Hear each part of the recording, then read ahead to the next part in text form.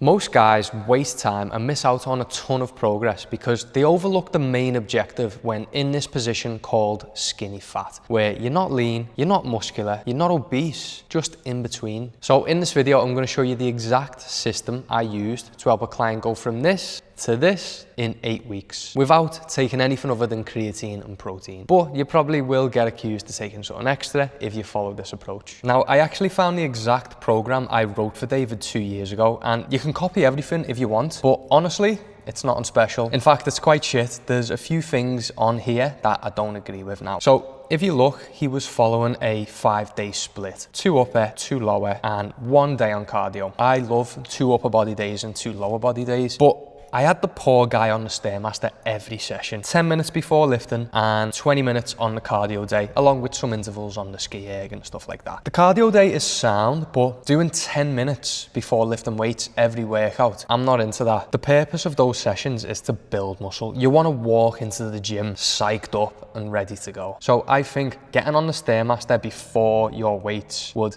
decrease motivation and performance in the stuff that really counts. The stairs are great. They'll give you a shock if you haven't been on them before. When I was a chunk, I lasted 5 minutes on my first go. Rather than doing a little bit every workout and getting sick of it, I'd move it away from lifting or just give the option for some different forms of cardio. A little bike wouldn't have done any harm. So if you're watching, David, sorry about that, mate. I'm just going to replicate this program in Canva so it's easier to read. One thing I like is the exercises. It's a nice mix of compound and machines. So there's chin-ups, dips, squats, RDLs, pressing, pulling, arm work, core work, all the basics, all the stuff that works. If you'd like some more insights into training structure and how to actually see results, just click the link in the description and sign up to my emails. I'll send some tips your way. What I don't like here is I started changing the exercises after week 4. So I used to feel obligated to give clients variation and something new on the program all the time to keep them entertained. And for some exercises, it might be okay. He was doing well on chin-ups, so we did weighted ones. But he just started getting good at flat dumbbell bench press, and then I changed it to an incline. That was a mistake. I don't do this anymore because it stops you progressive overloading things properly. And if you're someone who thinks you need a different structure all the time and I can't convince you otherwise, then me and you aren't a good fit. Stick with the same workouts in a proper training block of 2 to 4 months and actually get good at the exercises in there. But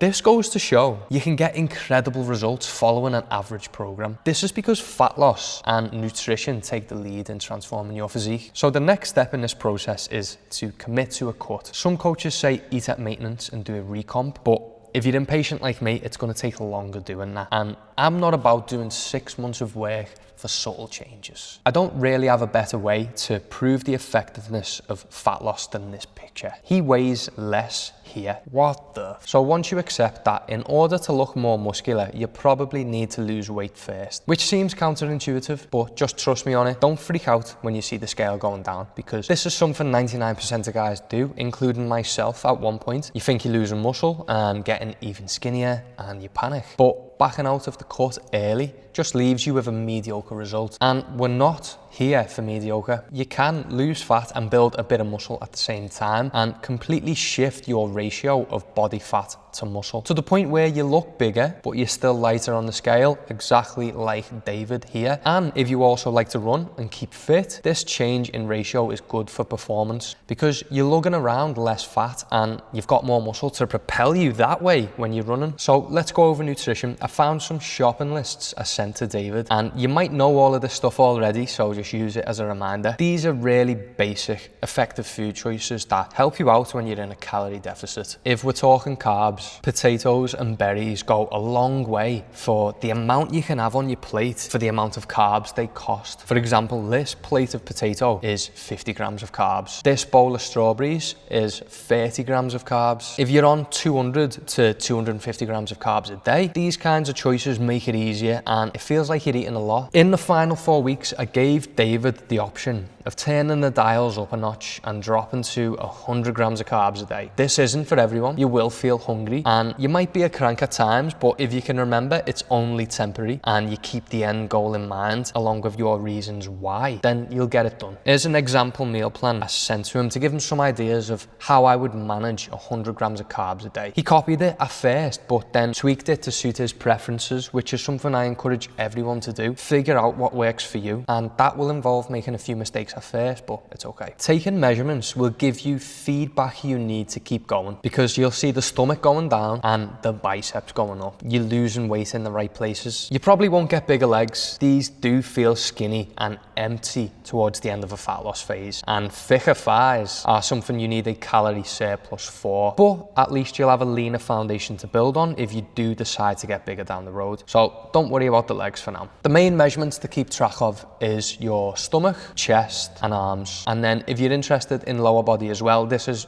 useful data to have, so I'd advise you do it. Measure your waist, your thighs and your calves. The last key principle here is intensity. If we go back and look at the program, you'll notice he's working at an 8 to 9 out of 10 most of the time. 10 being he just breaks down and cries in the gym. So 8 or 9, he's pushing himself hard every time. And this, alongside nutrition, is the most important factor if you want to see noticeable changes in a few months. This is also a beginner gains situation. He did train regularly in the left picture, but it was more strength and conditioning focused towards golf. There wasn't any hypertrophy work in there. So going from shitty prehab stuff to crushing heavy weight with strict 3 to 4 second eccentrics worked very well. And that's part of the reason why he blew up and responded really well to this style of lifting. He also had some good genetics lying under the surface there. Great set of abs. So whatever rep range you see, whether it's 5 reps, 10 reps, 15 reps, make sure it's done to failure. Apart from exercises where it'll destroy you, like back squats or bench press if you don't have a spotter. But on machines especially, you better go deep into pain and grind out some